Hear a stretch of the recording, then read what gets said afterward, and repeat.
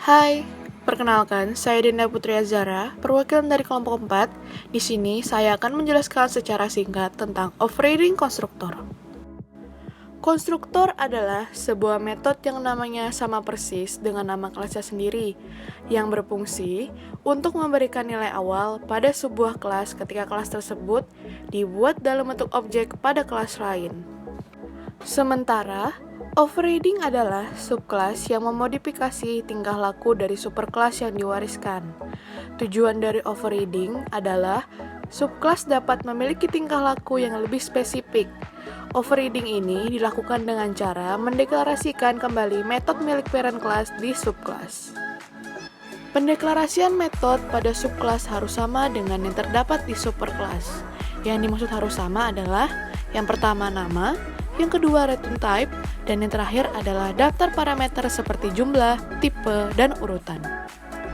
Metode pada parent class disebut dengan overriding method, sedangkan metode pada subkelas disebut dengan overriding method. Adapun beberapa aturan dari overriding, yang pertama, mode akses overriding harus sama atau lebih luas daripada overriding method. Yang kedua, subkelas hanya boleh mengoverride metode superkelas satu kali, tidak boleh lebih dari satu metode pada kelas yang sama. Dan yang ketiga, overriding method tidak boleh throw check exception yang tidak dideklarasikan oleh override method. Selanjutnya akan dijelaskan contoh programnya ya. Oke, di sini saya akan menjelaskan codingan tentang overriding dan konstruktor. Sebelumnya saya sudah membuat sebuah project bernama UAS dan juga dua kelas bernama kendaraan dan motor. Kendaraan di sini selaku superclass atau kelas orang tua. Di dalamnya memiliki tiga fungsi bernama jalan, stop, dan merek. Motor selaku subkelas atau kelas anakan. Untuk menggunakan overriding sendiri, kita perlu menurunkan fungsi dari superkelas ke dalam subkelas. Misalnya di kendaraan memiliki fungsi bernama jalan. Kendaraan ini bisa jalan. Lalu kita turunkan ke motor. Kita perlu mengetik nama fungsinya, misalnya jalan yang kita ingin turunkan. Habis itu kita ketik misalnya motor ini bisa jalan. Jadi overriding itu menurunkan sebuah fungsi yang dimiliki orang tua ke dalam subkelasnya atau kelas anakannya. Lalu coba kita run programnya. Pertama kita bikin sebuah metode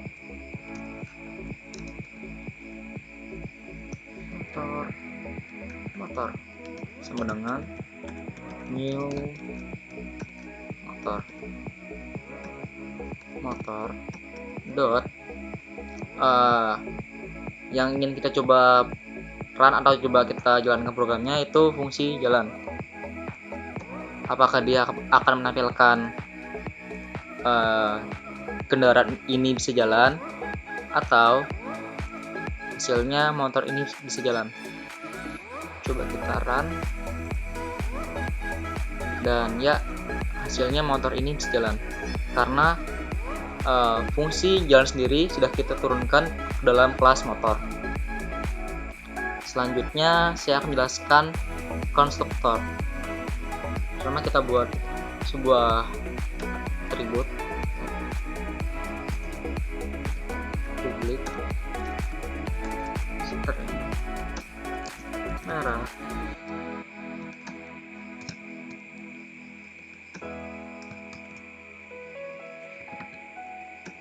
string warna.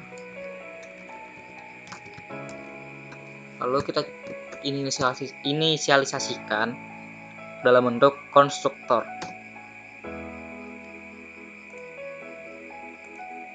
Konstruktor sendiri itu adalah gunanya kita untuk mengisi nilai awalan dan juga biasanya konstruktor digunakan untuk mengisi nilai pada array list. Oke. Untuk penggunaan sendiri kita coba seperti ini. Pertama kita hapus dulu motor sama dengan new motor. Lalu kita isi nama atributnya. Misalnya mereknya Honda,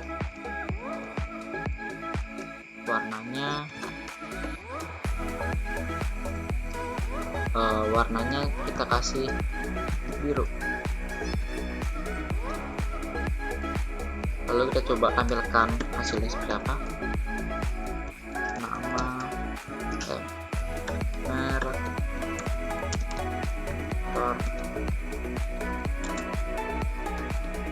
motornya, motor dot nama atribut yang mau kita gunakan itu merek. Situ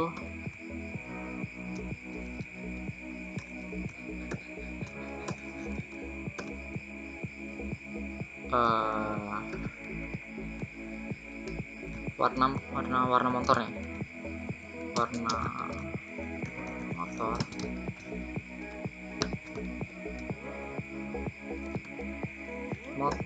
dot warna. Lalu coba kita run programnya, apakah hasilnya merek motornya Honda dan warna motornya lebih biru. Dan ya, hasilnya merek motornya Honda dan warna motornya adalah biru. Itu saja dari saya. Sekian dari saya. Wassalamualaikum warahmatullahi wabarakatuh.